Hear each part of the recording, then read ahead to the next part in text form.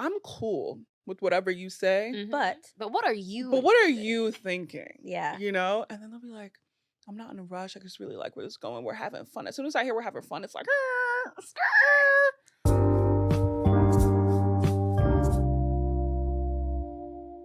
Hey y'all, my name is Denasia and I'm a 24-year-old type A Black girl from Las Vegas.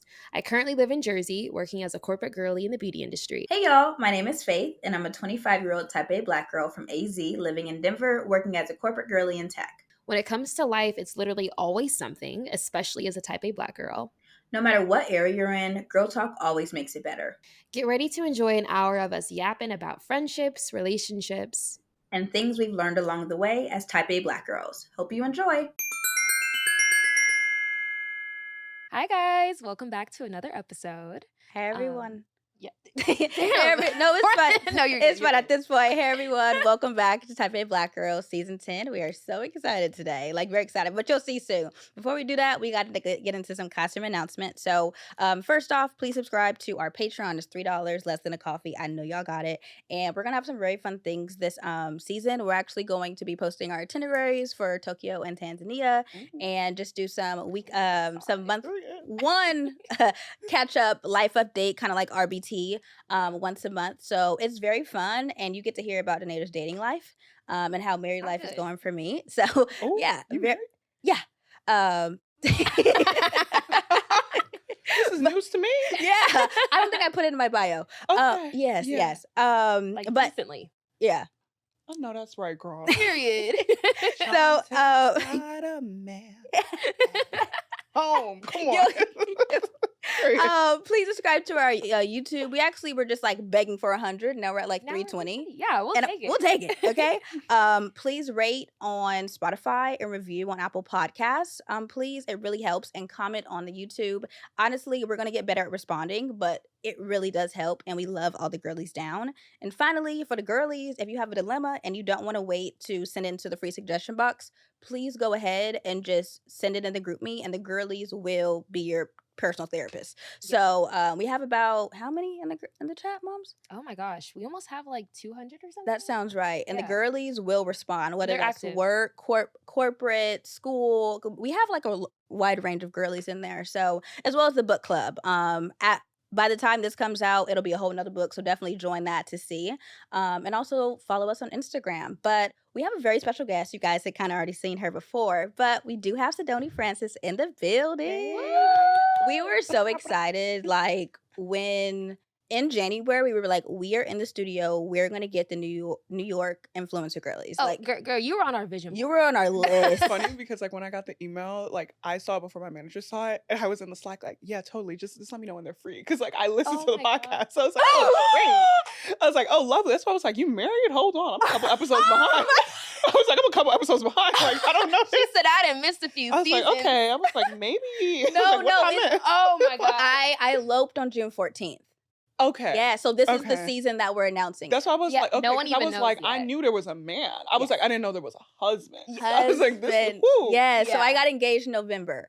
And then we were like, I don't want to wait 2 years to plan a wedding. We need to get a house because the kids are going to come in about a university, a degree, about 4 years. Yeah. So let's go ahead and just elope. And he was like, I'm down. So we eloped at the courthouse, and just my best friend, his best friend came, and it was just very sweet. We're going to have an episode full of it. But yeah, it was. And then on our honeymoon to Tokyo, the last day, my diamond popped out of my ring because one of the holders broke right before the honeymoon, and I was distraught. And he found it, because I'm not a good looker. He found it after a 15-hour flight. And so now, just in distress the whole flight. Just 15 hours. Sick. Wow. Yeah, and a layover to Canada. So about a full day worth of just stress. Oh my god. And the warrant, it was a whole thing. So right now I just have my band on. So the whole season I just have my band on. But yeah. Period. Okay. Yes. This is real adult shit going on here. Okay, for real. Real freaking adult. Here Oh my gosh. Ooh. I'm here married by 25 was out. Girl. Married by 25 was what I thought ago. I would be doing when I was 15, and I turned 25 and I was like, where the niggas at? Slow. Where they at? And we're going to get into that. we're really gonna. I would love to know. Yeah, I'm very excited to hear about your. I've heard. I listened to the pod, so yeah, we've all heard of your escapades. your Girl, I get escapades. it. Because goodness gracious, Sister. we'll definitely get into that. But let's go ahead and intro her. Yeah. So Cedoni Francis is a lifestyle content creator from Brooklyn, New York. Began her journey after graduating from Vanderbilt University in 2020 and joining Google in product marketing. Starting on TikTok, she offers a glimpse into the life of a 20-something with insights on dating, career advice, nightlife, beauty, fashion, and personal finance. Known as the luxurious big sister many girls wish they had, Cedoni emphasizes resilience and life changes. Collaborating with brands like Vaseline, Disney, Marshalls, she shares her transformation from tech professional to entrepreneur and incoming MBA student at Columbia. Woo! Congratulations. Thank you. Yeah. Oh my God, we saw that and we were like, yes. Yeah, I was like, the girl was stressed. In that episode before, you got accepted. I'm like, rejection. I felt, at that time, I was applying to jobs. And I was like, yeah, I feel that. I feel that one. This was hard. No, applying to business school was like, oh my God. The way I was like, if I don't get nothing, I'm not reapplying because y'all not gonna kill me again. Like, I'm not doing this. Like, I was, when I was applying, I said, I'm just gonna pack it up. Literally. I'm actually done because that was the most stressed I've ever been. It was ridiculous. Like, I remember when I got waitlisted from Wharton, it was like such a bad week because like I had gotten waitlisted at NYU. I was like, what the fuck is going on? Because that was supposed to be my fit school. School was gonna let me in. So I was like, this is crazy. I got rejected from Stanford. Then it was like I got waitlisted at U Chicago. But then I got into UCLA the same day. So I was like, okay, great, something's coming. But like I'd already been waitlisted at Columbia at this point for like a month. So I'm like, what's going on? And then Wharton waitlisted me, and I remember like knowing that there was only two options. Like if you got in, the email would be like congratulations and welcome. But if you were denied or waitlisted, it would be like there's an update to your portal. And I had so much anxiety, I couldn't sleep the night before because I was like, I've only gotten into UCLA and I don't really love the school. Like, so I'm hoping that this one works out so I have somewhere to go because I want to be done with this process. Thanks. And I stayed up the whole night. I had so much anxiety. Like my best friend stayed over. And I gave him my computer, I gave him my phone, and he was just like checking the notifications. And like at 10:30, it comes in and it's like, there's an update to your portal. But he says, hey, you got an email from Wharton. And I'm like, oh, what does it say? And he's like, it says there's an update to your portal. I opened that shit up. I got waitlisted. I slid down the wall screaming. I was like, are you fucking kidding me? Like, I'm qualified. Like, I should be getting into school. Like, I was just like, oh my God. I lost my mind. Like, I really lost my mind applying to business school. And I will never apply to school again, like, ever again. In life. This is the end. Shout out to y'all. Did you take the GMAT or the GRE? I took the GRE. And that shit was...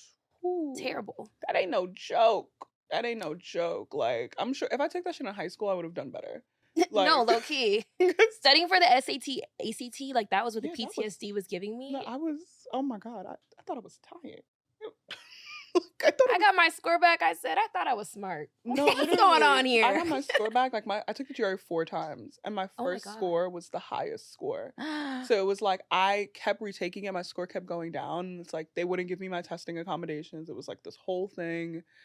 And I got to the point where I was like, y'all gonna take what's in this application. Charges of the game. Like, charges of the game. Like, I was just like, I'm gonna just network. And it works. Like, you know, I cleared like half the schools, but I was like, this is rough. Like, I'll never do this shit again. That's why so much props to like anybody I know who's reapplying right now who didn't get into the school they want to go to. Because like, I'll be damned if you catch me doing that shit again. Ever. Really? I'm not doing that shit ever again. In life. Ever. It's not happening. Well, I like the Columbia blue nails. Oh, thank it worked you. out, girl. Yeah. That's freaking amazing. I'm really proud of y'all because after college, I was crawling to finish college. Like, it was very, I feel like everybody did, but I was just like, I vow to never go back. That was me. I said the same thing. And here I am. Yeah, I said the same thing. Like, I didn't apply to like deferred programs in college. I was like, I'm not going back to school. Fuck this, blah, blah, blah. And when I tell you, like, late 2022 rolled around and I hated my job. Like, I was on a terrible team. I was like, I'm not trying to do this. Like, something gonna have to give. What's gonna give? And then I was like, business school, you know, Black women. Like, it was like, go get the degree. Literally, like, went through a breakup. Life was life in me. I was like, I'm gonna level my shit up. I'm going to school. Like, that was literally me. And I'm like, oh, here we are. Like, here we are now. Now we gotta go to school. Yeah, now I actually gotta sit down in the classroom. So we're gonna see how that plays. Yeah, goodness gracious. Well, moms, do you want to go through our Udits? Oh, Udits, yeah. So we're gonna go through outfit of the day. I'll go ahead and start. This is you'll probably notice this from our pictures that we took. In our our rebrands. In our rebrands. Yeah, I got this from Target, Shein. Pretty Little Thing, and then Tokyo. So yeah. What about you, Bumps? Shein rings, because I lose every jewelry piece I own. Yeah. Shein necklace. Urban Outfitters, Jada London, and Dunks. Nike. Love. Okay, I'm like, what the fuck do I have on? Aritzia, the pants they're like Levi's, but I got them on sale on Marshalls for like $8. Yep. My Apple Watch, my shoes are from Gucci, Love. and my earrings are from like some random ass like vendor in London at the Spitalfields Market. Period. Ooh. That's a deep. Those have a story. Yeah. Yeah, it was just like I was like, these are cute. I mean, it was like, how much? He was like 20 pounds. I was like, I'll give you 15. That's all I got on me. Heavy on negotiating. Yeah, I'm not gonna give you 20 pounds of those. That's what I wish the US did more. Like, you can negotiate your price down, because You can only do that in like the immigrant markets. Like everywhere else, they're like, this is the price. No, and sorry. And pay it. And tax. And pay it right now. Like that's actually insane. But let's go ahead and get into some questions. We're gonna start with question of the week. So, Cedoni, what are 3 things a girl should have to make adulting a little bit less stressful? Who child? I feel like I'm barely like a fully formed adult. Girl. Like I'm 25 going on 12. Yeah, truly. I would say 1, like a strong sense of self. I feel like it's like really big.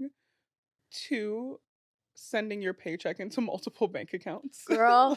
like a good financial strategy. Divvied up. Yes. Divvy that shit up so you're not spending all of it.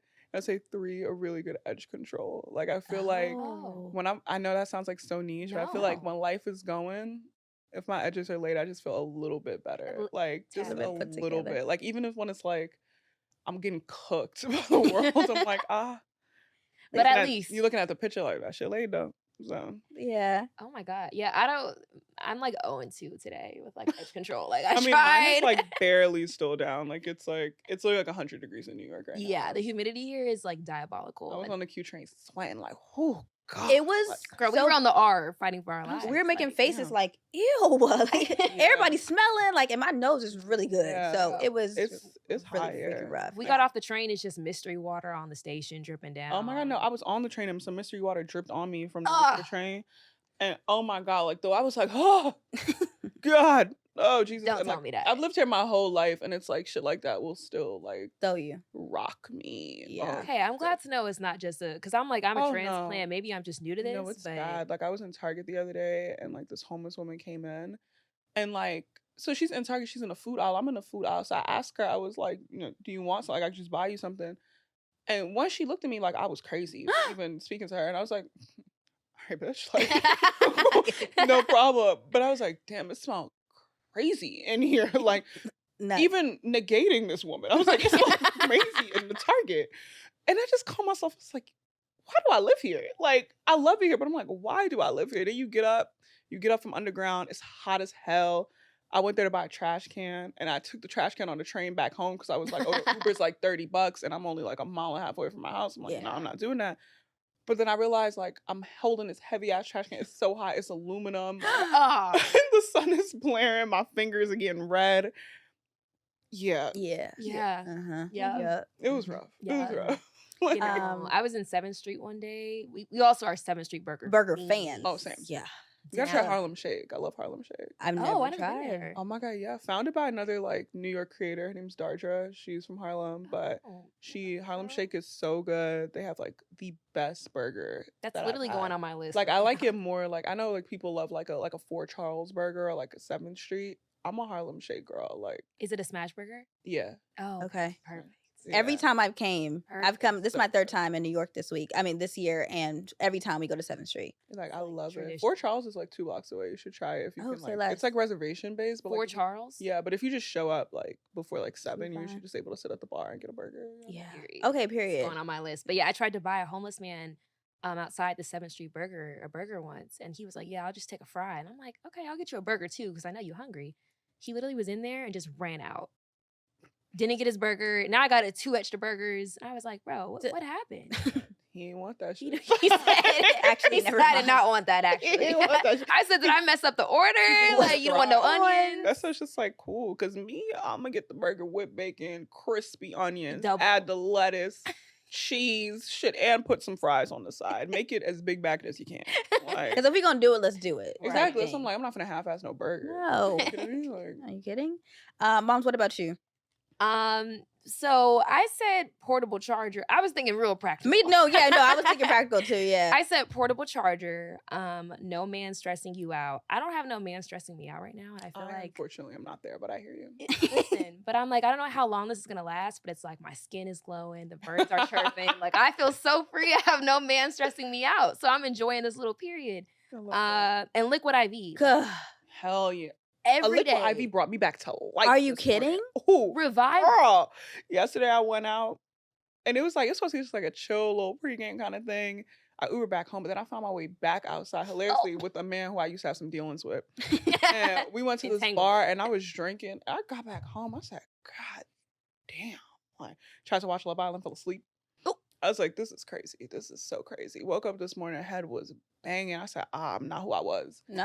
Chugged 2 liquid IVs back to back. I was fine in like an hour and a half. I'm like, oh, this is great. It's literally magic. It's cracking there. It's magic. No, I went out, when was that? Like right before you had come. Yeah. And all I had was about like 2 shots of Espolon, which already mistake number one. Why I was drinking Espolon. You shouldn't have been doing Espolon. And I was like, bro, maybe I just can't get down like I used to because that took me out. Yeah. And I said, well, liquid IV. Girl, I'm about to go on a hip hop boat in Mexico in Hip-hop October. boat is crazy. And I don't be drinking. And I'm like, okay, like it's all inclusive on the boat. So I'm like, y'all got champagne? Like I'm a champagne and rum girl. They be water in the yes. At this point, boats, I'm just gonna have to do rum. Yeah. But I do know I'm going to have to chug liquid IV all throughout the week prior. And you're on a cruise. It's already dehydration built into that. Built in. Everybody sweating, twerking. Like, I'm actually. I feel that. But I love a boat day. Anything for India. Like, I'll do it for my friend because it's her and her friend's 25th combined. And all the A&T girlies and boys. And they get down. They're going to be barking. Play. They're going to be barking that entire boat ride. That's my favorite sound. Oh no, let me not say I'm not with the bros. Like, let me not say that. I'm with both sides. I'm not there. I'm not there. I like to freeze. I like to freeze. I like my shit ice cold. Like, girl, I used to be an ice baby. I had to retire. But I'm not gonna lie. My most recent things, he is on the pretty side of 1911, and he was lovely. He was lovely. But like, a nigga who barks in public is never gonna do it for me. And that's crazy because I love a good aya. No, like, I eat it like, up. don't do that. Don't do that. Especially like, oh my God, I was at a fundraiser a couple weeks ago. These niggas started barking. I was just like, have some cool. You are so grown. Like, have some cool. Like, you're 27. Like, but stop listen, barking in a fundraiser. The shimmy is not much better. As a grown man, I heard somebody describe it as the jellyfish dance from SpongeBob. every noob ever just froze. No. If they're even listening. No, and like out. It's like I thought about it and I was like, no, it's right. It's like it's very, very jellyfishy. Yeah, I can see that. I can definitely see that. I can't even say I didn't defend it because my whole Neo year, I think I only dealt with. Yeah, you were. I was strong. down with the noobs bad. Bad. That's okay, girl. I like them pretty too. Yeah, I like a good face. There can only be one breast. I love a face. I love a good face. I love a good lineup. And they had that because they had to cut their hair. Yeah. So every time they never were bald. This whole dreadhead era, I'm ready for it to end. I love agree. A good deep Caesar with the deep waves. Who's retwisting? Not me. Not me. But I don't have that on me. I might have to. Don't get me wrong. I know how to do it. Okay. I'm just not gonna do it. Because that's a lot of them in that head. But now I'm questioning who is doing the retwist if I'm not doing it. You need to be at the salon. Yeah. And I won't pay for it. Mm-hmm. A man needs to be doing it. For me, I feel like I was like, what do I need? Like, everything's closed. Like, what will really help me, revive me? Pregnancy test. Like, that. Sister, I don't know if I need that in my career. No. I would have said a plan B. Like, like, the fuck? The thing is, like, I have such anxiety, and we are safe. I'm on birth control and everything, but I have such big anxiety. Like, and when I first started like having sex, I didn't understand sex. Like, I truly didn't. Like, Dammy taught me everything because his mom's a nurse. So he taught me like he was giving health ed. Yeah, no, literally 101. Health ed and stroke. No, so like literally like package. It just didn't make sense to me. And he's like, Faith, there's no way you could be pregnant. Like truly, and I'm like, but I just need to check. I just need to check. So like pregnancy tests, like if we could get sponsored by a pregnancy test thing, like I would love that. Like Clear Blue, I would love to be sponsored by Clear Blue. Clear Blue, please sponsor us. 10% off your Clear Are Blue you? I would love that's an amazing sponsor. And then when I actually have a kid, like you guys, like it told me I was pregnant, like really fast. You gonna be holding up, right? No, literally.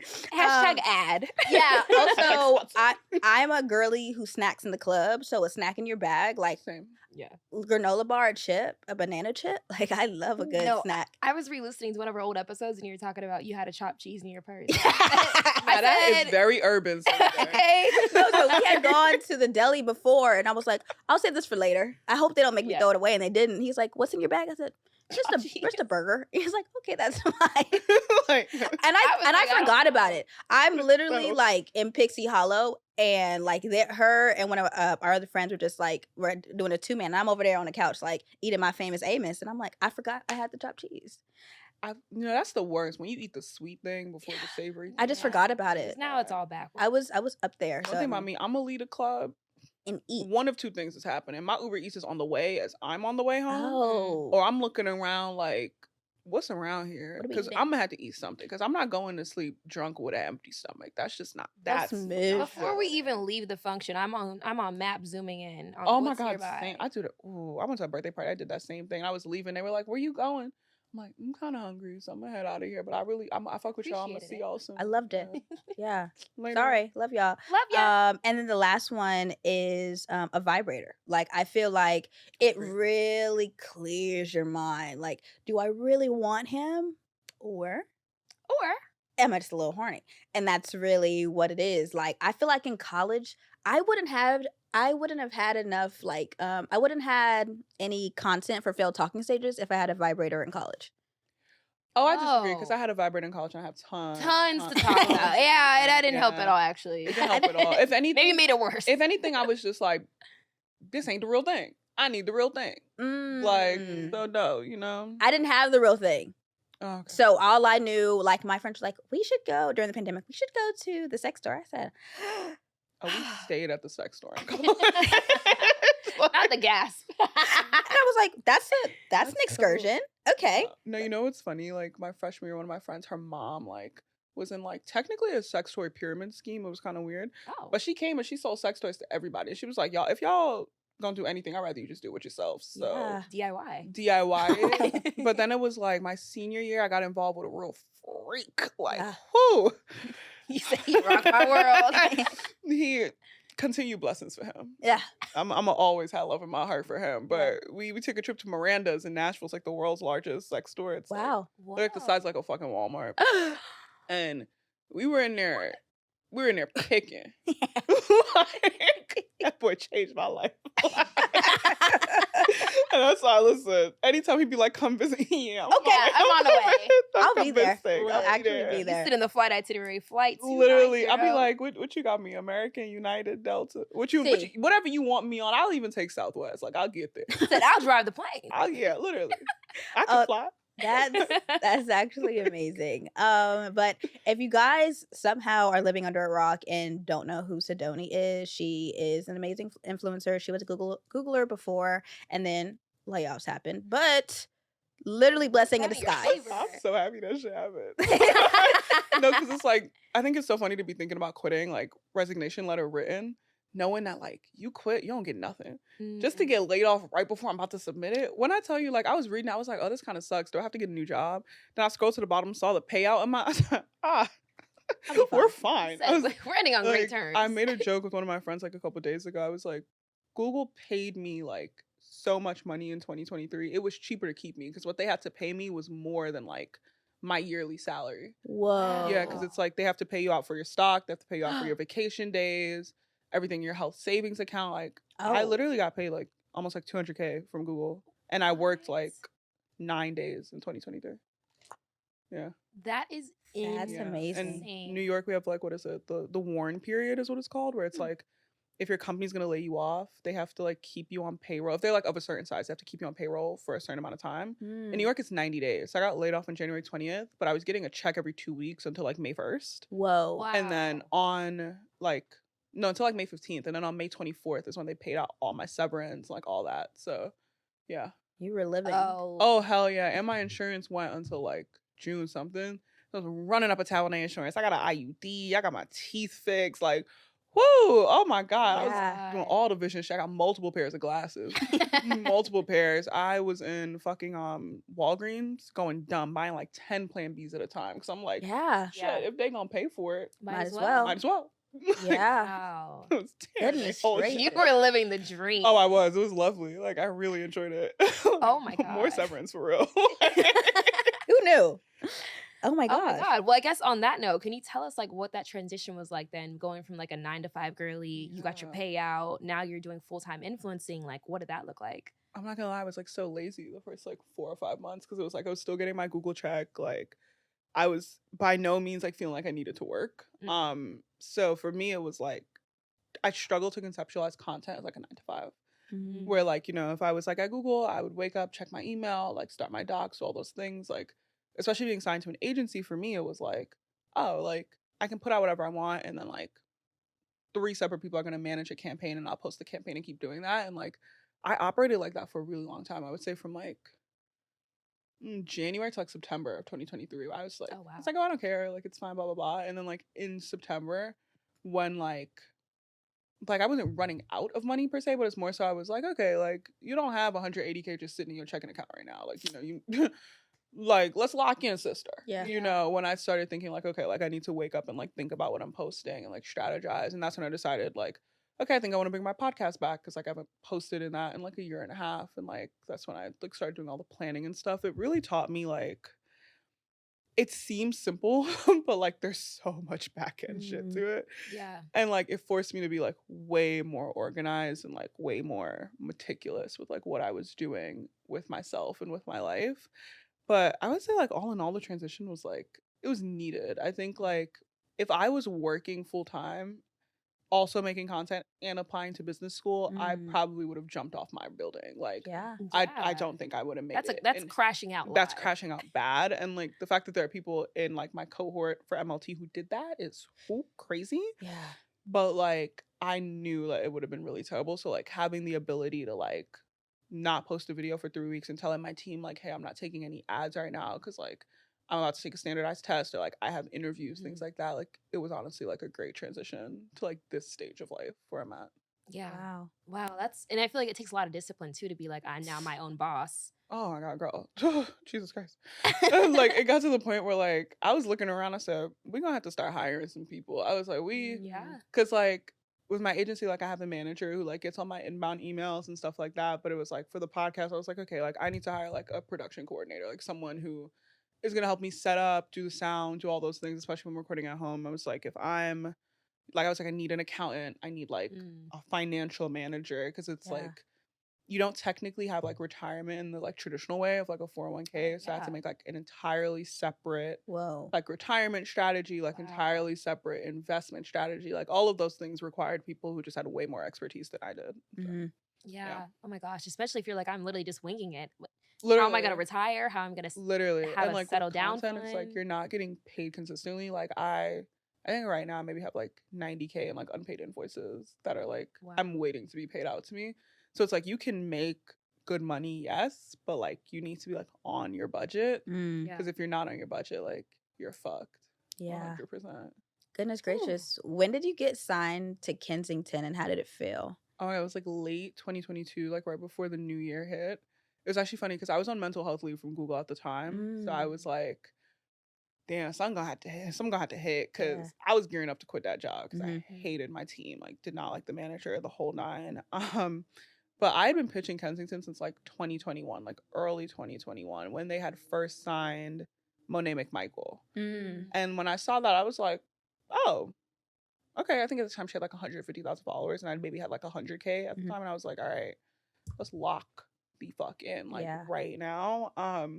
So I was pitching them. I was sending them an email like once a month. And then I was like mid 2022, the founder, Shanae, she hopped on a call with me. She was like, I really like your content. Here's what I think you can do to like make your content better. And she's gave me like an hour worth of free game on like lighting, content ideas, like styling, things like that. And then she hit me back in like November after I made those changes. I sent her an update where I was like, hey, I've done all these things. Like I've grown by this amount. I've done blah, blah, blah. And she was like, okay, like, let's hop on a call. And it was like her and like 10 different people on the team. And they kind of like debate like whether or not they'll sign you like live. Wow. Oh, in front of you? In front of you. Wow. And they also do have like that conversation separately. And then she was like, hey, welcome to KG. I was like, oh, it's lit. Cause like at that point, like I had turned down so many other agencies. So I just wasn't feeling them. Like I wasn't trying to sign to like CFG, and like they're great, but like at the time when they were looking to sign me, they were like very Instagram heavy, and I'm like not an Instagram creator.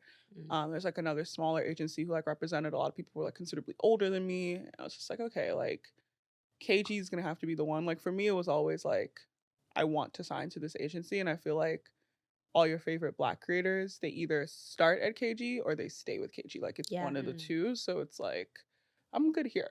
I'm very good here. Yeah.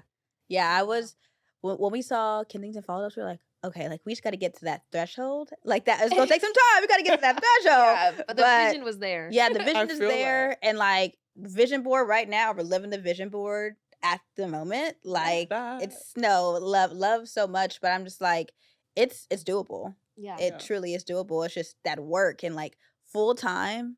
Our jobs. We literally were like, I had a call right before we got in the Uber to come here. Yeah. Like we're living double lives. Double lives. My current team has no clue. I'm like, there's no need. Not that I don't like y'all, but we're work people. We're work people. Yeah. No friends, just cool. And then my last team, they know. They follow me, cool. I'm chill with them. But this team, I'm like, I'm Hannah Montana. Yeah, my current team found out from someone else that worked at the company. Oh, wow. Like, we heard you have a podcast. What's the name of it? Like, no, thank you. Nope. And like in the meet, they're like, we'll pull it up. I'm like, we're not putting this on the team screen. Because I don't know what. A live broadcast. No, one of my, not. She was like, oh my God. Like, my cousin told her I had a podcast. She was like, what are you talking about? I was like, girl, don't go listen to that shit. I'm on there dropping every F-bomb, talking about all types of nasty adult shit. Like, you don't want to listen to this. This ain't for you. It's okay. You're not the demographic. You're not. I was like, you're not the target audience, auntie. No. And she was like, oh, okay. I was like, yeah. Thank you for the support. Like, thank you so much. Feel free to share, a little graphic comment, or two. Subscribe. Yeah. I was like, but you don't have to listen. Yeah. When we first started, like, I was an oversharer, and Nasia was a little bit more like private. And as it's kind of like we've kind of gotten to the middle a little bit. But like when we started, we were like, what the frick should we say? Should we not? Because we were just so scared to lose our corporate jobs. Like, obviously, like we are school is us. We are school. So like trying to get there and then like, oh, let's start the podcast and being like, I have an offer and I cannot like let My up. biggest fear was going into like an interview and them having a laptop and being like, is this you? And it's just a clip of me saying whatever. Like, all that content is on my resume. I was like, well, shit. Truly. I was like, this is a job. Right. So I'm not gonna act like I wasn't doing nothing for 18 straight months. Like, no, literally. That's really what it is. But I was just like, now seeing in corporate, it's like, these are just people. Like, we're all just faking it till you make it. But like, it really depends on your industry, because it's like tech, fashion, beauty, like they'll be super cool with it. Like banking, it's a hard no. Like consulting, it's a hard no. Yeah. So, at the time, I was going into Big Four accounting when we first started this. I was so scared. I was like, it's slow for that. But now L'Oreal, they love it. Yeah. It's like, start a podcast for the company. Like, we'll do literally, it all. they're like, we'll produce everything. Literally, we got a budget. They love people having like personalities outside of work. Yeah. Which was I struggled with in the first year. Like, I was like, my whole personality was like, I work at Cisco. Now I'm like, who the heck is Faith? Like, I'm trying to figure that out. Like, outside of work and school. Right. To come. We'll figure that out to come. But before you became an influencer, what do you wish you knew? First things first, this was not on purpose. Like, I feel like a lot of people are like, I want to be an influencer. I just like randomly posted a video in 2020 that like went viral, and I was like, oh, I guess I'll keep posting then. Like, it was never like, until it became my full-time job, it was never like about the numbers or like anything like that. I say I wished I knew that like my level of privacy would decrease exponentially. Like, I remember in 2022 when I moved out of my old apartment because I had like some issues with my landlord. I moved into a new place, and like I posted like the model unit in that building, didn't disclose where I live, and there were literally people on Reddit like sending the link to my building. It wasn't my exact apartment because they were like, oh, she lives in, I think it was like 4602, and I was not in 4602. Like, I wasn't, but I was in like that 02 line, sure. And they were like, she's lying about the rent because it's this amount. I was like, actually, no, like I negotiated, but they're not going to update that on Street Easy. No. Yeah. It's like I have had like dudes that I've dated where I've never shown their face, like only like their arms or something. Like, women who, it's actually so funny, this guy I was like dating for a little bit, like November to like February, the one who actually like one of my podcast episodes is about. Okay. This girl, she does not know me. I've never met her. For some reason has like a deep hatred for me or whatever, and chose to disclose that to him because they like dated at one point as well. Obviously he didn't know that information. Yeah. But it's like knowing that this girl figured out who that man was off the strength of what his arms looked like, or like, you know, being in situations where like you're trying your hardest to like mince words, and then people are like, oh, you're not telling the complete story. But it's like, I can't tell the complete story because there are like other people who like live in this space and like exist in this context. Kamala Harris quote, you know, you exist in the context of who you are. Like, you think you fell out of a coconut tree? Like, you know, but it's like, I wish I knew that that was going to happen. Like, had I known that that would be the case, I probably would have like really limited a lot of things. Like, I would have limited like where I worked and like, you know, the fact that I lived with my parents, because like there's so many old videos where it's like the exterior of my house when I had like no followers, where I was just like dancing in the background when it was only my friends following me. Like things like that. Like I definitely would have tightened it up. Like I probably wouldn't have even shared like my last name, or like I would have gone with like a nickname or something versus like my actual full name. Yeah. So how do you do that now? Like now that you know this, are you just really, really careful about what you share? Is it like heavily planned, or is it kind of just like you don't know what's gonna happen until a little bit of both? Like for example, like this like apartment tour, it's like haven't disclosed where I live, like probably won't be shooting very many things on like the exterior of my home.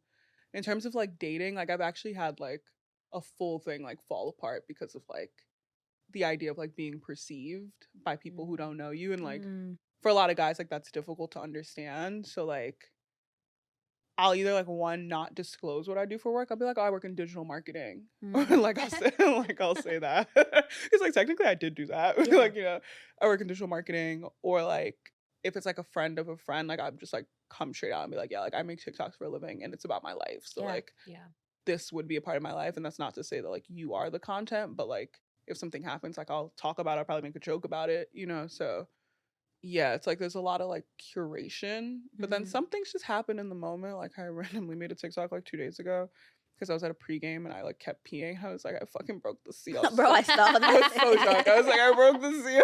Like, I shouldn't have done this. Like, oh my God. And something like that would be like super chill, but that's obviously like so left off from my usual content. So. We're like, oh. Yeah. Yeah, we were, I don't know where we're coming from. And we she's were like, in Uber, and I was like, oh, I just saw your video. And it was like, I'm getting ready to rob a man. I was like, turn the volume up. Let me tap in. Sometimes you gotta steal, you know? And I was teach them not to link with strangers and be so easy. And it's so funny because it's like that video was like so satirical. That's why I'm shocked that like people watch that and they're like, you should not be stealing. I'm like, you guys. They take it so serious. I'm like, you guys. It's a joke. Like, I didn't go rob that man. Please. Yeah. Like, I didn't go steal his shit. And then like, post about it on TikTok. Like, come on. Like, if anything, like, I'm from Brooklyn. I know how to be a real criminal if I had to be. Why would I do that? You know? Like someone had tweeted that. They were like, she's so dumb. Why would she do that? She can be laughing at that man jokes. So it's like, first things first, I blocked that man. Second, if you saw that video and you thought, oh my gosh, she went to that man's house and she robbed him. You have like no brain cells. Turn it on. Turn it on. Like, are you kidding me? That's so fake. Like, it's just a fun little joke. Like, I was getting ready to go somewhere else. And I'm like, I'm gonna rob him. Let's have some fun. And you know, it's funny because I told him that. Like, when he was like, come to my house, like, my first response was, I'm gonna rob you. Like, you should have better, like, stranger danger detectors. Yeah, you should have planned that date. That's right. That's planned that date. Yeah. I'm like, why don't you do that? I really don't know what to tell you. Yeah. He watched the video, though, and he was like, well, he sent me an email. So I blocked his number. He's not on IG or anything. So like he went on the like Kensington Grove website. So many what? He's on a mission. He's on a mission, which like I kind of like that. I kind of like it. I kind of like it. He was like, hey, like I'm really sorry. I saw your TikTok. Like it's funny, you know, like. I could play us out. And I was like, I'm out the game now, those things. Thank you. I'm sorry. Oh my God. I'm not here for you, babe. My one friend had a man, like she blocks my everything. He reached out to her on the Bible app. He was like, I rebuke you. Because why would you do that? The Bible app is crazy. It's nuts. He said, what else do I have her on? The Bible app. Imagine. Oh my God. No, that's the devil himself. I can't imagine somebody getting that to me right when I'm looking at a verse talking about be true and righteous. Like, I would be so I'd be sick to my mad. Like that requires a prayer. Yeah. I would be so pissed off. Hands and knees for real. What's the best experience that you've experienced simply because you're an influencer? Ooh. Tell us the perks. Oh my God. Okay. I will say, like, most of my beauty services are free. Wow. Like sew-ins, nails, like facials, eyebrows. Like, most of them are free because it's like I have, like, organically, like, especially when I was a paying customer, like, I would organically post my hair. Yeah. And like one time I posted the stylist who did my hair, and like she was booked out for like 6 months. Wow. And she was just like, this is Thank great. you. Like I made a video about like stylists who like I like in New York, and like had multiple salons reach out to me. Oh my God, like, I literally saved that. Yeah, where they were like, hey, like, you know, like we usually had like an older clientele. They're like a lot of younger women coming in now. Like they're all saying they found it from the TikTok. Like whenever you want, you come in, like it's free. I'm like, great. That's what I'm about. I'll say like travel. Lots of like brand trips, or even just like I've been flown out to like DR just to take like 4 pictures at a Hilton hotel, but they give you like 4 days to take those 4 pictures. Yeah. Lots of like premieres and stuff. I feel like you know, like I've gone to like Ricky Stenicki, like the Power premiere. Lots of like after parties where you're just really just like hanging out with celebrities, which is fun. But I say the biggest perk is just like I don't have to go to Sephora anymore. Like if I want something and I'm not on the PR list for that company, I can just ask to be on the PR list, and they'll just send me like an abundance of things. Or like if I post on my story like, oh, I'm out of the Laneige like water bank moisturizer, like I'm posting it just because like I like it. Like it's an empty and I think everyone should try it. But like 99% chance like Laneige is gonna see that and just send an Instagram DM and be like, hey, we'd love to restock you, and they'll just send like an entire thing. Which is why like any of like my friends who like or in my content or anything like that, because like they feel weird taking money, so they'll just come and like I have like an entire closet that's just like dedicated to PR. I got a full Sephora. Yeah, and I'll have like extra tote bags, and I'll just be like, hey, just come take whatever you want, and they will come take whatever they want and just go home with it. So that's freaking amazing. That's amazing. I'm not gonna lie, you had me at free sewings because the way that these stylists will just charge you. Yeah. Or like getting the hair gifted is like the best part. That free bundles? Shit, literally, because it'll be like in Deke or like Yummy, D Hair Boutique. They'll be like, oh yeah, like sure. Like they'll just send 3 or 4 bundles, and I'm like, this is great. I'm about to go get my hair done. And that's a grip. 30-inch bust down.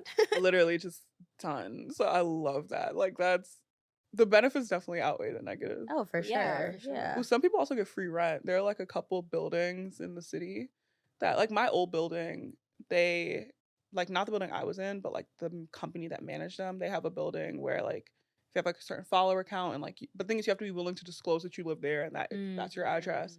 But they'll give it to you for free. Yeah. Or they'll give it to you like 70-80% off per month, depending on like how much you're posting, things like that. So. Oh, and then the On the House app. I'm sorry, that shit. Wait, I will pull it up and show it to you. It's like so insane. Wait, what's that?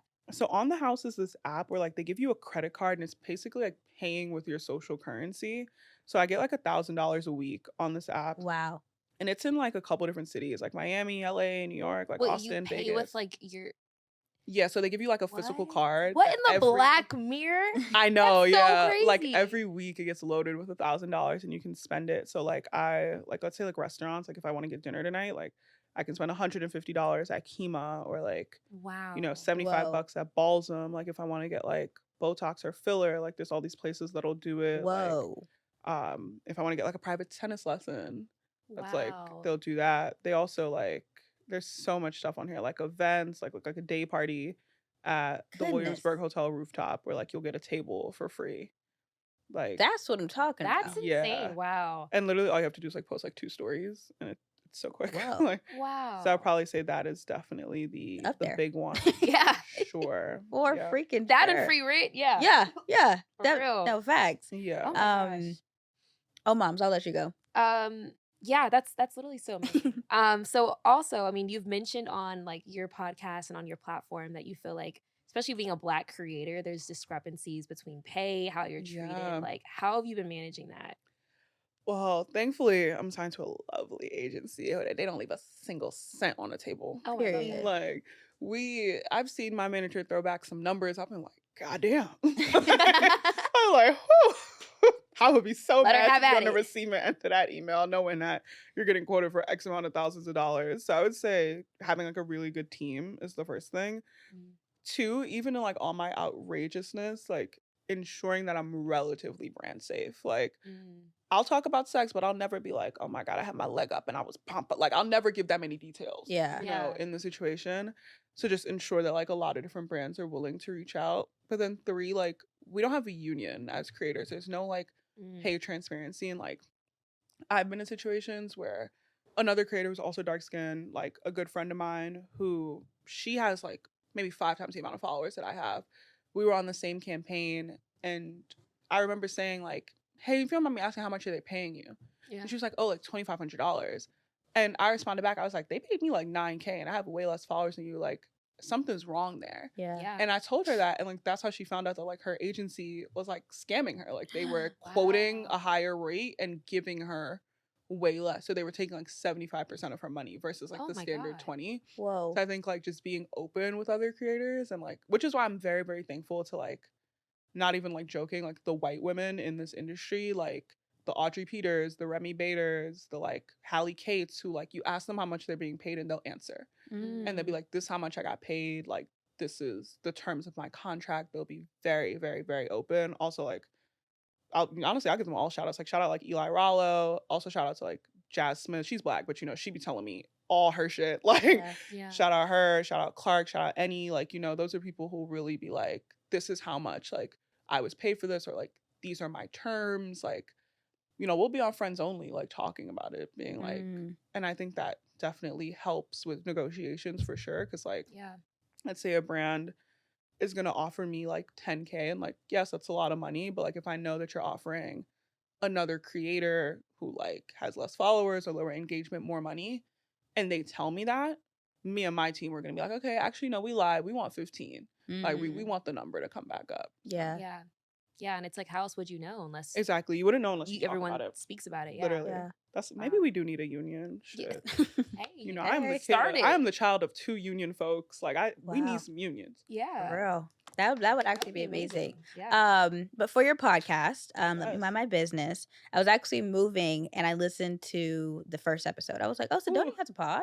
Okay, because you were like, oh, like another episode is coming soon. I was like, okay, so I listened to the Vandy one. I was like, oh my gosh, you went through some stuff. But what, before you actually posted that first episode, what made you want to do a podcast? Oh my God, for me, it's really, I felt like if like TikTok and Instagram had gotten so curated that I wasn't really able to like talk my shit the way I wanted to talk my shit. You know, and I started thinking, I was like, there's so many things on TikTok that like I simply can't post based on community guidelines, like where like they would block it or they would suppress it. And like same thing with Instagram. YouTube is long form and like the barrier to entry is so difficult. But when I was thinking, I was like, like I'm so nosy. And like even thinking about the name, like there's so many names that we were going through. And then like one of my friends, Jordan, he was like, I think the funniest thing about you is you'll say something so shady or something so nosy and I'd be like, but shit, let me mind my business and just keep it pushing. I was like, no, that's actually true. Like, I'm such a nosy bitch. But I love pretending like I'm not nosy. And I was like, I feel like there's other people. It's a thrill. It was like, it's exciting. Like, you know? And I was like, I feel like there are other people out here who like are the same way where like they're looking for things that are just so off the cuff that they can't find. And like, I always tell people like my podcast is not for education. Like you're probably not going to learn much. This is entertainment. But I think also like being a Black creator, I feel like there aren't that many other Black creators with podcasts, but if they are, they're like intensely curated. And I feel like, you know, they're so niche. It's like, it's wellness, it's lifestyle. And I feel like the core lifestyle podcast where they talk about everything, like that's just dominated by white women, where they'll get on the mic and recap what they had for breakfast and like tens of thousands of subscribers. Like, you know, that's no shade, but it's like I remember asking for a podcast rec and everyone telling me call her daddy. I listened to that shit and I was like, this is ass. Like, this is ass. It's popular, but I don't like it. I was like, I just don't like it. I was like, this is not gonna work for me. But then like someone suggested, they were like, oh, if you want something that's like funny but Black, you should listen to Laid Bare, like out of the UK. And I was like, oh, okay, interesting. Listen to that. I was like, this is what Call Her Daddy should be for me. Like, period, you know? So when I was like thinking about what I wanted to do, I was like, I'm going to talk about everything, like life, sex, relationships, college. And I'm leaving nothing on the table. Like nothing is off limits. So I just wanted a space where like that could exist purely and like unfiltered, uncensored, and like thankfully the people have really rocked with it. So I started when I started listening to podcasts, I started with Call Her Daddy during the pandemic, and I was like, I'm trying to look for like a Black Call Her Daddy. So what I found was Horrible Decisions. Love them. Love Horrible Decisions. Cocktails. Oh yeah. And Poor Minds. I think my top one, it depends on the week, especially on the guests, is Cocktails and Horrible Decisions. And Poor Minds, I'd be like, they just look bomb. Like I just like looking at them like frick. But yeah, those are my big three. Other than ours, but sometimes I'll be like, I don't want to hear myself. I can't hear my own voice. No, I don't listen to my own podcast, but I actually did have to listen to one of my podcast episodes recently. The first one, Never Shrink Yourself for a Man, because it was about a guy that I dated. And I don't feel like I said anything crazy on that episode. He disagrees. He feels like it was so mean and so rude. But you know how niggas are. So mean and so rude. So nasty. Like, you know how niggas are. But yeah, like, he was like, no, you said all these things about me. And I was like, that's cap. I was like, quote it. Like, pull it in the episode. I listened to the whole 28 minutes again. Yeah. And I think it's so funny because it's like, I hate hearing my own voice. But just even in that own, like, interaction, there's, like, such a divided, like, reception and, like, perception with men and women. Like the men who have listened to the episode, they're like, she was so mean. She was talking so much shit. The women are like, you could have done worse. They were like, she didn't say nothing crazy. She just recounted her experience. Like, because there is a man, I won't say his name, but that episode where I'm like, the last time a man played in my face, where I hopped on that mic. I listened, where I hopped on that mic and I said, he's a whore and he's dumb and he probably got it from his daddy. Like that. That is a nasty thing to say about somebody. You know, where I said that he was 25 years old and rocking his hips like a bum in a fucking function. That. I could have said that. I could have said so many other things that I kept to myself. But instead, I just uplift that man as a real fucker. I gave him his credit. Real eater, real beater. RF. Real eater, real beater. And I was just like, I just don't fuck with him. I was like, I just don't fuck with him. So, like, the original, like, dude who was mad about the podcast episode, I was like, baby, we gonna have to move past this. Either you forgiving me or you not. What are we doing? Like, wait, real eater, real beater is going in my arsenal today. No, shout out the real eater, shout out the real beater, shout out the real fuckers. Like you got all three. Whew. You gave him his 10s. I gave him his 10s. And one thing about me, like, I'll never take, like, I never want to give a man his 10s. Like, I want to give him his 8s, his 7s. Yeah. Maybe not if he's But when I get to a real RF, I'm gonna give him his 10s. 100%. I'm like, hey. How y'all doing? 100%. Oh my God. Oh, I love that. Real eater, real beater. Oh man, that's leaving with me today. Before we get into the dating thing in New York, who is your dream podcast guest? Ooh, oh my God, that's hard. I'm thinking, I'm like, I have my little vision board. Okay, I feel like everyone wants to interview Monet. I would love to interview Monet because I actually have very like pointed and targeted questions for Monet. Like I want to ask her so many things. Like, how'd you feel about your man hopping on that pod talking about he not a provider on this couch? On this couch. Like, couch. I would like to know like some real things. I met her before. She's lovely. Yeah, so I would love to have her. She lives in Jersey. She does. Yeah, she's close. I'm like, I feel like once I get like a little bigger, I'll reach out to her. I even feel like, why not now? Yeah. You're right. But I'm like, I got some other guests I'm trying to lay out before. Okay. Like, build it up. Yeah. Build up. Because if you get Monet, it's like, you got to get Monet-esque. Exactly. Yes, yeah. Exactly. I would love to have Cammie Crawford from yes. What is it? Catfish? Catfish. I was like Clawfish from Catfish. Because I love her relationship podcast. I think she is so funny. If I'm thinking like really, really big, I love to have Gabrielle Union. Like, I love her. I think she's so fun. I think she'd be super, super cool. Yeah. And if there's one man that I would like to have on the podcast, Mr. Cordell from Love Island USA. You just tweeted about him last night. I sure did. I said that man has a mug on him.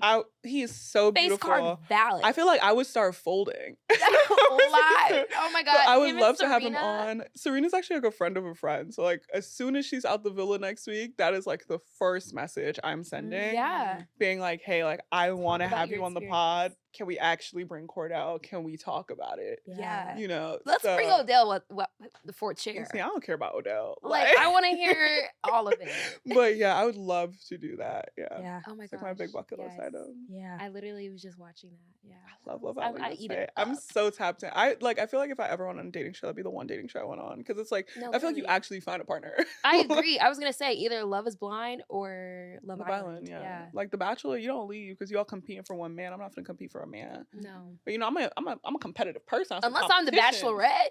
Yeah, I'm not doing it. I'm not doing it. No. Oh my gosh. Yeah, that's my plan C. If I don't find no man by like 30, I'm just gonna Love Island it. Well, you'd be too old for Love Island at that point because you got to be in your 20s. Aged out. Yeah, I mean, too old for Leonardo DiCaprio. I feel like you might as well. Too old for Love Island. Yeah, you might as well just put Pinella application and go on it. After B school, go straight to Love Island. But on that note, let's like talk about your the dating scene in New York. Okay. Because I've heard it from D, and it's not. Here's what I'll say. Like, I grew up here, so like it's a little different for me in that I feel like I'm running the full gamut of men in this city. And I said to my best friend yesterday, I was like, I feel like dating in New York was a lot easier when I was younger and I wasn't college educated and making money. Because there were a lot more people who like I could be compatible with. Yeah. Whereas like, and that's like not to shade anyone who like doesn't have a degree or anything like that, just more so like the things I'm looking for are things that I have. Like, you know, I'm looking for someone who is educated in the traditional sense, who does make like a certain amount of money to keep themselves comfortable. There's not a number there, but it's like, I would ideally like you to like be living independently from your family. Like whether that's with a roommate or not, that's not my business, you know, but like living independently, like having an income generating career, whether that's traditional or for yourself, you know, like you have hobbies, you like to travel, things like that. Like that gets harder and harder. The older I get, the more money I make, but also the more I try to stay like insular within my ethnic group. That's a little harder. It's a little difficult. Yeah. For sure. I'd say I would say New York is a place where like I think dating here is easier than a lot of other major cities because like Black men here actually do like Black women. Okay. In comparison to like LA. Yeah. You know, or like SF, or like that. My friends out there, they're struggling, y'all. Yeah. But it is difficult because like literally one of my good guy friends yesterday said this to me. He was like, you know, when you're meeting a Black man who's 25 to 30, like he's in the prime of his life. Like, you know, he's probably going to business school or law school or med school. And like, he knows that he's like the cream of the crop. And like, that's why he's not like locking in. So I feel like I've gone on great dates. I've had like great sexual relationships with people. Like literally like my last boyfriend, I broke up in 2022. But like since then it's been very like, okay, thank you so much for these like 3 months that we've spent together. This was like very intense. I appreciate you taking me out. Thank you for the sex. Like, what's next? And it's like, like, you know, they get scared. They start running. And I'm like, oh, that's crazy. Like, I'm not going to chase you. Yeah. I'm not going to chase you. You're the prize. Circumstances. So, yeah, I'm never going to treat a man like a prize. Like, ever. Yeah. Ever. Unless he's my man. Then, and and then shit. And maybe. Shit. Yeah, that's my prize. Sure. Yeah. You know? And we're locked in. Like, I know you're not going nowhere. Exactly. Yeah. So have you dipped your toe into like interracial dating then? My first boyfriend was white. Oh wow. Yeah, her foot is in. Yeah, my first boyfriend was white and he was lovely. And then like I studied abroad in like the whitest country on earth. So like my abroad boyfriend was also Caucasian. Like I've dated everybody except for an Asian guy. Like I've never I would love a Molly and Andrew moment. You know, I would love it. Like I always say, like, I don't discriminate. My preference is just Black men. Yeah. Like, but I like people who like me and who treat me nicely. Clock it. And like who come to me with the standard that I expect to be treated with. Like I don't like low effort dates. That's why I don't do coffee. Because like 1, I don't drink coffee. What business do I have in a coffee shop? But 2, it's like I'm not linking up with you at 10 in the morning.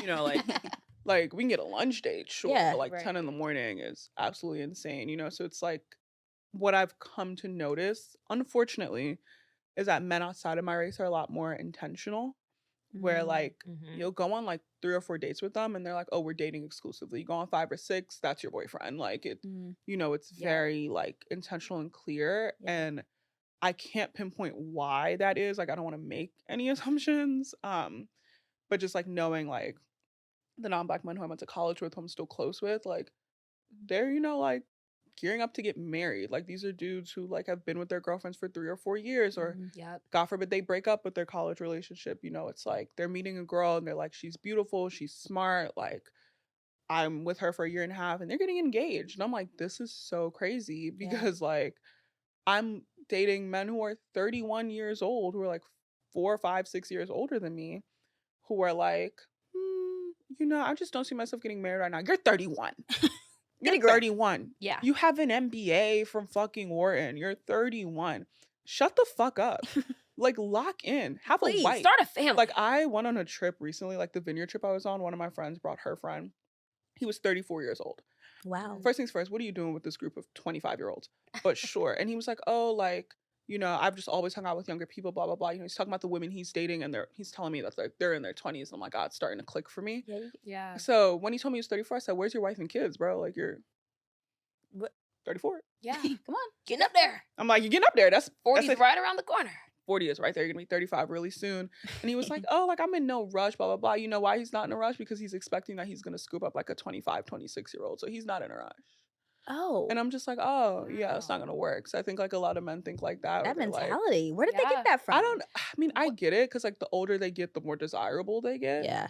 But like, I personally am not like, I'm unwilling to settle down with like anybody mediocre. Like, that's just how I feel. Like, the type of life that I want to live, that I already support for myself. Yeah. Like, I'm not dating with anyone who like isn't an addition. So like, I unfortunately, like, dating gets really, really, really like tight because like dudes who I grew up with, like, they're just like not operating on like the same, like, I don't want to say level, just like the same standard that I'm at. But then like, I'll meet a man who's like Harvard educated and like going to law school or something, and he thinks he's like the baddest bitch out here. What's that Kendrick Lamar like? Where it's like, when you stand next to Sexy Red, I believe you see 2 bad bitches. Like, that's what they're doing. You pop ass with them. Literally, like, you popping ass with them, and like, I'm good. Like, I'm not gonna do that shit with nobody. So. You kidding?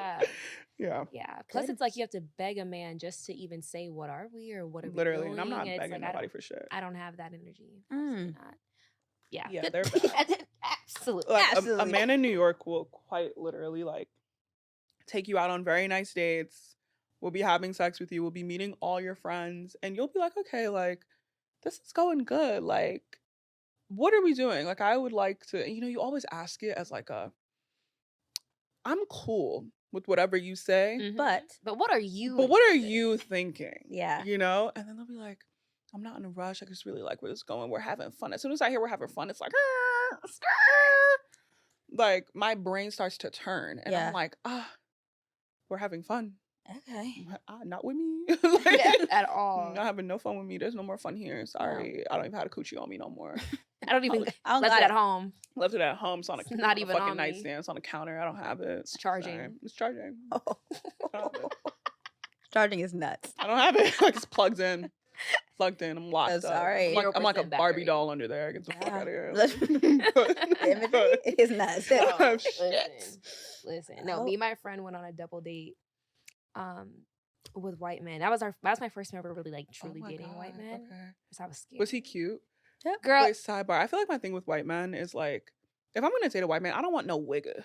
Like, I don't want no check. I don't want no wigger. I want a Nate Archibald. I want a standard. I want an old money. I want a vineyard house, a Hampton house, you know. A boat. Yeah. Like, that's the thing. Like, when I'm dating white boys. Don't give me no Central C. Yeah, I don't need no Central C. Like, I need a good boy, you know, with one of them little floppy haircuts. Yeah. Sweater around the shoulder. Who grew up in Greenwich, Connecticut. You know. I'm sorry. I'm not doing none of that wigger shit. Like, are you kidding me? Like, why would I want that? No. Because that's my thing. Like, I just hate, like, oh God, I hate, like, white people with no generational wealth. I hate it. Now. You had a 400-year start. Where were your ancestors when everybody else was stealing? Where were yours? I would like to know. Because if you're a white boy trying to talk to me, like, personally, I want to be on a boat. And I want you to own the boat. Yeah. Literally, you know, I want to know that, like, if we did lock in and we had kids, they were inheriting something. Oh, 'Cause, nepotism like, down. That's I'm like, what you like? I'm literally a first generation American. Like, my kids will be the first people in my family born in the United States. Like, are you like, we gonna have to make it work. Yeah. It's like, I'm gonna have to give. Yeah. So. Heavy on it. Yeah, so it's like I can't do the Wiggers, I can't do the Central C's, I can't none of the like I got my like thug archetype from music. Like, no. I don't want to have to listen to a song and see if you're saying nigga.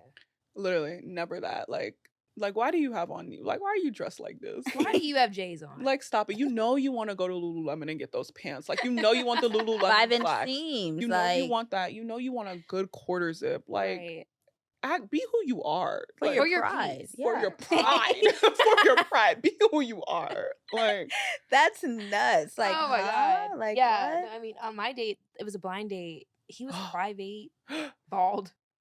Bald and 5'8" is crazy. I said, like, I don't mind 5'8", but bald? But man, we're too young for that. I said, what? The first thing he does when he comes up to me, we say our hellos. He puts his arm next to mine. He is a little tan. No. And like I'm almost as dark as you. The middle school PTSD in me is like, bro, I know where this is headed. And he's like, yeah, you need to catch up. I'm telling you. I looked at my friend. A Caucasian? No, I looked at my friend. Like, she's black. We were on the double. No, this is a Caucasian. This is a Caucasian man. Who set you up on this date? My friend. And the date that she's on. They don't like you. They've been dating for like 3 months. They don't like you. I said, this is personal. I said, when I catch y'all. You beat their ass. They don't like you. I was pissed. That's so crazy. I was pissed. I said never again. You see, I'm not against the 5'8" man, because like I'm 5'10". I'm taller than most men. Like, yeah, you're taller than I expect you to be. Yeah, like I'm really tall. So it's like I don't really care if a man is shorter, but you're not finna be bald. But you not at 20. Not That's at 25. where I draw the line. I said not you at look 25. like Mr. Clean. Like, he was 31. The Vin Diesel. Ooh, I'm talking about it was shiny. Like, he's been bald for a minute. Oh, he ain't had no setting powder on and nothing. I was sick. But then he tried to turn it around like, oh, yeah, but, you know, God wouldn't give me a bald head and a small dick. What? I said, oh, you know, I don't want to see it. Oh, my God. This is the last time we'll ever communicate. Left the bar. Oh, sister. So when I say the dating pool has piss in it, like, that's what I mean. Truly. Like, I don't even think there's piss in it. I think there's like full blown like wet diarrhea in the pool. Like, and I think it's floating. Like, shut down the pool. Shut the pool down. Let the pool go. Close like, the gates. Some of the things I'm seeing, like I have literally had men like. You know, here's something really funny. This dude who I matched with on Raya. Oh, like, and I usually don't. Raya too? Yeah, I usually don't open up Raya or Hinge. Like the accounts are there, but I like, cause they're bums. Like, yeah. Very few people. But he messages me and he's cute. And you know, like I recognize him from his photo. So I'm like, okay, like sure, I can entertain this. He asked me like what I'm doing. I'm like, oh, I'm not busy tonight. Like I was like, no, I'm not free tonight, but I'm like free the next night. Yeah. Why did this man ask me to come over and help him unpack his moving boxes as a date? Are you stupid? Are you dumb? Unpacking moving boxes? What? Do I look like a man to you? Thank you. Because when I had to unpack my moving boxes, I called men into my home. I don't know who he thought I was. He thought I was like a U-Haul or some shit. I was like, I don't have it. Got to be, huh? I wanted to respond, but like, I don't even have hands. I don't got it on me. Like, I have They're charging. I have stumps. I have stumps. Like, sorry, I don't have it. Like, yeah. Oh my God. That's just so disrespectful. Truly. Yeah. Like, I mean, jump scare. Jump scare. That's why I'm just like, if things keep failing, I might just, mommy, can I get an arranged marriage? Like, I might just have to start asking. Yeah, for one of those, you know? But then I'm like, do I want a Guyanese terrorist as my husband? Probably not. So, yeah. It's really giving pick your poison. It's giving pick your poison. And I'm like, I'd rather my man be short than have to deal with any of that shit. So, just not bald, please. That's not bald. He could be short as long as he's caring and lovely. Like caring and lovely. I always joke. I'm like, if y'all see me bending down to kiss my husband at my wedding, know that he putting it on me. Know that I love that man. Damn. Know that I love that man. I'm giving him forehead kisses at night. Like, I love that man. I'm the big spoon. Literally, I'm Big Mama. Get the fuck out of here. Ain't no problem with it. That is absolutely amazing, y'all. Like, if y'all want to hear more about the updates on the dating life and B School and the whole 9, please subscribe and listen and rate everything to let me mind my business. Yes. Okay. Yes. Available wherever you get your podcast. Okay. Right. Like honestly, it really warmed my heart when like we got the response back. Oh, I was like, yeah, of course. Oh my gosh, girl, that was months ago. So I was like, yeah, I'm free. Listen, we of course being Taipei, we reached out like months ago. It was we were so like, early. We're just really trying to lock it's in. February. I was like, she probably got summer plans. Like we gotta do this early because she gonna be booked up. No, you know it's so funny because like literally this has been on my calendar for so long. So as we were like booking flights and doing the things, like, and my friends look at my calendar, I was like, oh yeah, like no, like I can't do that trip this weekend, like because I need to be back in New York for Monday. And they're like, oh great, like our Type A is paid off. Thank the Lord, frick. Like we've gotten a little bit less Type A. Yeah, thank you so much. Like we were just so happy. Like we have been really wanting to get the influencer girlies on, and we were just like, Cedoni said yes, y'all. I'm here. You were like high and I appreciate it. Very happy. Yeah. And we also want to give you your flowers. Yes. Oh wait, are there physical flowers? Yes.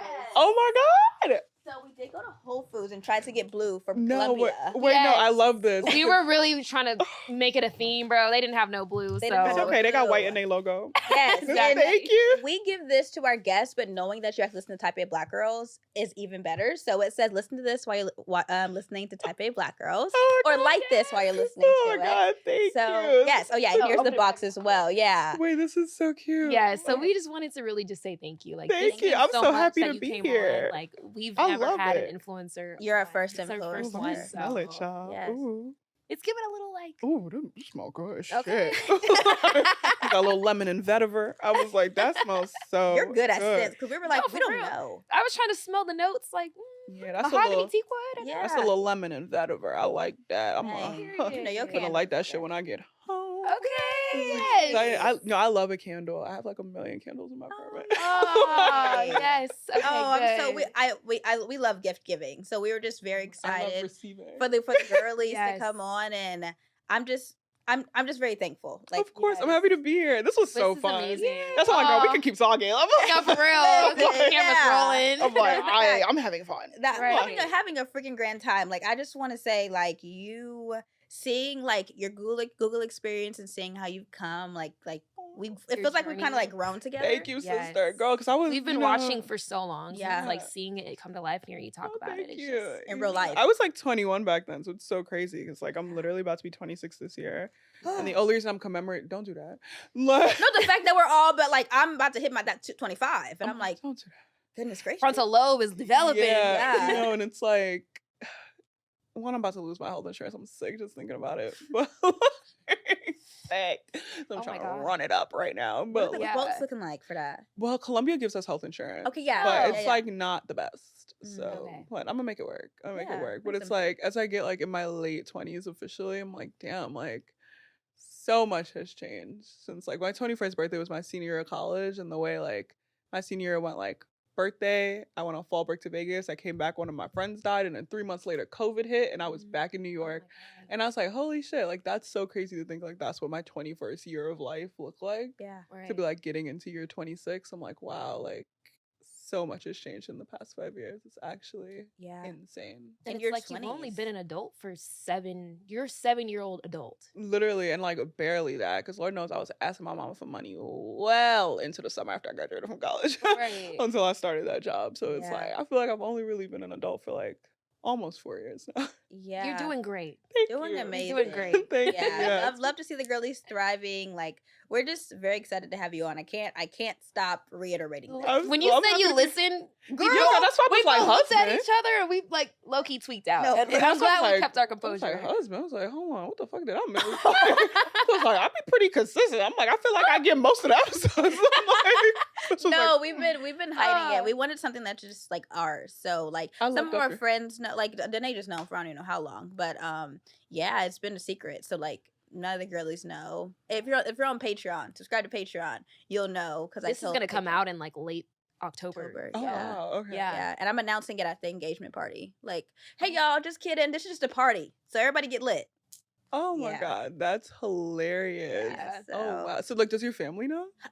Majority, everybody, all my family knows. All my close friends know, and nobody else. Oh, wow. One of my cousins did that, but she didn't tell the family. Oh, no, I couldn't. She invited us to the engagement party. I couldn't. She invited us to the engagement party. It was like, we actually got married 3 weeks ago. And so her mama was like, excuse me? No. Dammy's family is Nigerian. No. Yeah, okay, yeah. That was an option because, you know, they planning to wrap your head up in a tight gele for a wedding. Oh, I'm like, I'm not even planning a hairstyle for that weekend. Yeah, because I'm like, Miss Abiola will be like, I've never had one before. I've never. Oh no, they're tight. You might need a trial run. And I stay with a West African. Like I love me a Nigerian because I don't like having conversations about paying bills. Oh, and that's why, yeah. That's why, like when you see me really like in the cuffed up, like it was funny. The dude who that like the last time a man played with me and played in my face episode, he saw me at like the South House party, and I was with the first episode, Never Shrink Your Man. Like Never Shrink Yourself for a Man guy. I was with him. Yeah. Because we were like trying to like figure out if we were gonna like bring shit back up or whatever. And he saw me. I didn't see him.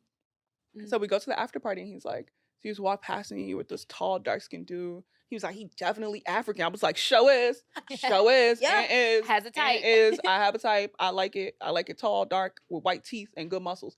Is that a crime? It's not. Is that a crime? If so, arrest me. Is that a crime? Lock me up and throw away the key. Are you kidding me? Are you kidding me? But when he said that, he was like, yeah, I saw you with him and you acting like you ain't see me. I was like, I didn't see you because I've been staring at this man the whole day. I'm sorry, baby. Right. Like, kidding? Tunnel vision. What can I say? I have a sweet tooth and I like eye candy. So like, it just works itself out. Real eater, real beater. What can we say? RERB. But most importantly, RF. I feel like real eater and real beater ladders up into real fucker. Like that's really what it is. Like, what? That's the funniest thing I've heard like in a week. Like that's just hilarious. No, like you gotta have it all. I'm not training nobody. What constitutes the RF? Okay, oh my God. All right, so I always say this. I feel like men are really bad at sex for the most part. Okay. Most men aren't good at sex because like they're trained from porn and like they don't exist in spaces where like women's pleasure is like paramount for them. Like they don't do that.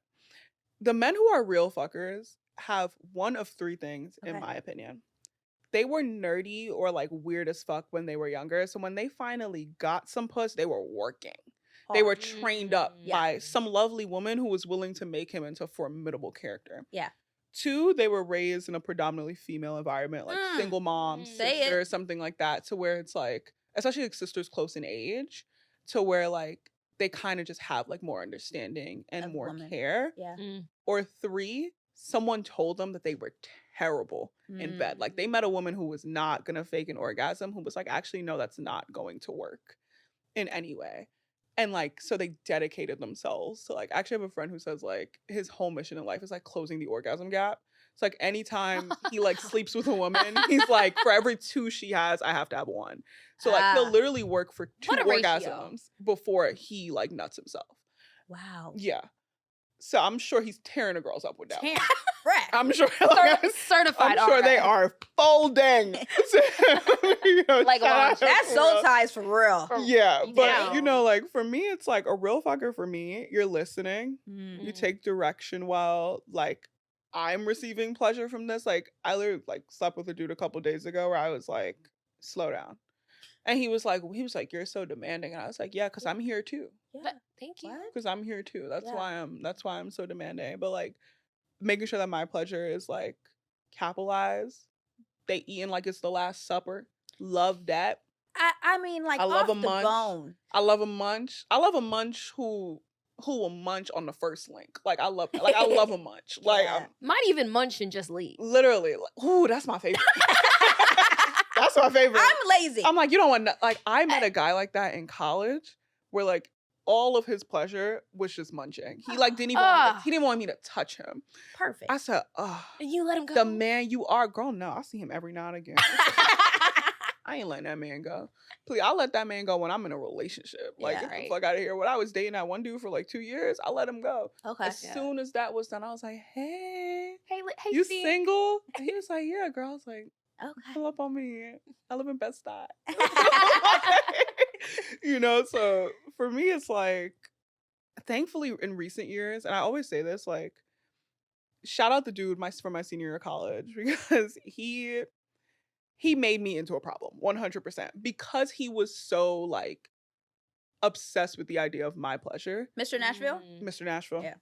He was so like obsessed with the idea of my pleasure that like literally before him, I was like 20 years old. I'd never even had an orgasm. I was like, I was having sex and I was like, this is like, I was like, if this is what it is, like, it's okay. Like, I don't get why people are like so into it. And then like, it's funny because this was a dude who like had a crush on me in college. Like, and like freshman year, he munched and he left. But I was like, I'm good. I was like, I'm good. Like, I don't really want anything to do with this. He got in a relationship. They break up senior year of college. So they're together for like 3 years. Senior year, my best friend takes me to like a really expensive place in Nashville for dinner for my birthday. I posted on my Snapchat story. He responds and he's like, nah, you're living a different life. I'm trying to be your sugar baby. I'm like, LOL, that's so funny. I was like, yeah, like, I don't really know like if I have any sugar to give. Yeah. But like, we could see. Yeah. You know? Hey. This man pulled up on me after that dinner, laid down immaculate pipe. Like, first orgasm in my life. Like on the birthday? On the birthday. On my 21st birthday. Period. Wow. Immaculate pipe. When I tell you he was leaving my apartment, I pulled my phone out on the Google Cal and I said, is it just like first name, last name at Vanderbilt.edu? And he was like, yeah. I sent him a recurring invite. EDU. I sent him a recurring invite Monday, Tuesday, and Thursday. And he came to my house every Monday, Tuesday, and Thursday that first semester and tore my shit up. Are you fucking kidding me? Like, tore my shit up insane. To the point where I was like, now this is crazy. People would be like, is that your boyfriend? No. We'd just be hanging out. Like, we would smoke so much weed, we would have sex, and we watched the Boondocks, like, consistently. But then we just became, like, really good friends throughout the process of this. Like, we went on, like, spring break together to Spain. Like, I was fucking there. It was, you know. International with it. COVID hit. I was like, damn. I wasn't even mad to go home because I was getting so tired of campus because, like, my friend had died, that whole thing. And honestly, I think that's what made us, like, super close is because, like, like, my friend committed suicide, unfortunately. And that was, like, a really common thing at Vandy where we'd have, like, 2 or 3 at least a semester. Oh, wow. So when obviously I found out that, like, my friend had killed himself, like, my roommate was out of town and all of our other friends are grieving with the same thing. So, like, you can't really, like, you can't have your feelings when there's, like, people, like, actually having, like, a mental breakdown. Yeah. And he was the person who, like, came to my apartment and I was, like, crying the entire night. He just, like, held me. Like, I was, like, shaking the entire time. It was like him and one of my other friends, and that just like really locked us in. Yeah. So like when COVID rolled around and they sent that email saying y'all need to get the fuck out, go home, and my mama talking about come home, I was like, no, because he lived in Chicago. Like, I was so mad. I was so pissed. I was like, you telling me a pandemic about to take the best dick of my life from me? Are you serious? And to this day, like multiple boyfriends later, multiple partners later, like that man, like I have a spreadsheet of like every guy I've ever slept with like a ranking. That man is still like, he's tied with a 9.9 with one other person. Wow. Yeah, like he is a serious, like formidable opponent. 100%. Like wait, I ship this. Girl, like where is this man? I'm fucking gonna FaceTime him. Get him back. I was just talking about you. He lives in Texas now. He lives in Texas now. But like I might go visit. I think I got some business. I think I got some business in the Lone Star State for sure. I think I got a couple I got days. some pressure built up. Yeah, I got a couple days I could spare. Get out there. But you gonna get on that plane wobbling. Listen, that's what happened the last time I visited him. Walk inside. Like it was so funny. It was like I remember like my flight was that day and I was like, he lives in Dallas. I was like, I really want to go buy like a purse. So he took me to like Highland Park Village. Like we got like lunch. I bought like a new Goyard purse. Love. Then he tore my shit up and put me on a plane. I was just like, whew. Wow. This is the life. Girl, I was sitting on that Delta flight just shaking. I was like, God, I need it. I was itching like a crackhead. I was like, I need it. Give me some of that dick. Like, I need it. That's how I was feeling.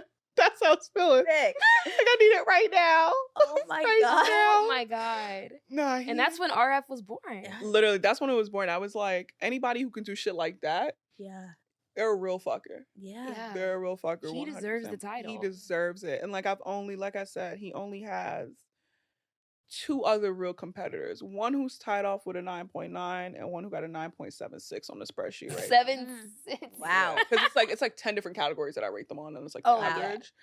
Like he truly has no peers. Like he has no peers. Yeah.